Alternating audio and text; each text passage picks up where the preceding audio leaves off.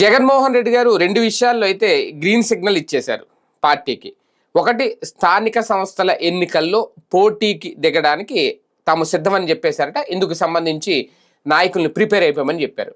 అలాగే రెండో అంశం, సీనియర్లకే ఈసారి ఎక్కువ ప్రాధాన్యత ఇవ్వబోతున్నారు, సీనియర్లను కూడా రెడీ అవ్వమని చెప్పారట. ఇది స్థానిక ఎన్నికలకు కావచ్చు, లేదంటే రేపొద్దున్న 2029లో జరిగే సార్వత్రిక ఎన్నికలకు కావచ్చు.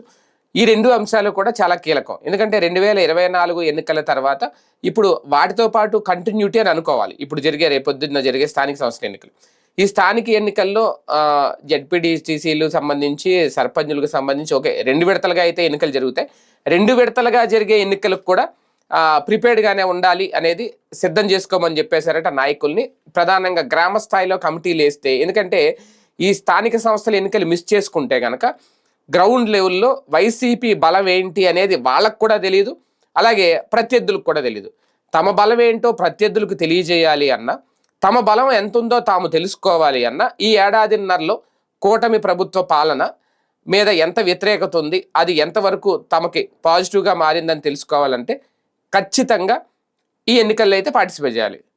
అందుకని మొన్నటి వరకు జెడ్పీటీసీ పులివెందుల, ఒంటిమిట్టలో ఓడిపోయారు కాబట్టి వెనకడుగు వేస్తారేమో, పోటీకి దూరంగా ఉంటారేమో అనుకున్నారు. కానీ దానికైతే సిద్ధంగా లేరు. మొన్న ఓడిపోయినా సరే పోటీ చేశారు, అది గుర్తుపెట్టుకోవాలి.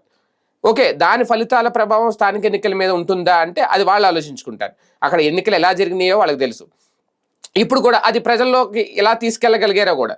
ఇప్పుడు కూడా ఒకవేళ ఎన్నికల బరిలో దిగితే ఓడిపోయినా ఎన్ని స్థానాలు వస్తాయో, తమ బలం ఎంత ఉందో అనేది ప్రత్యక్షంగా చూసే అవకాశం ఉంటుంది.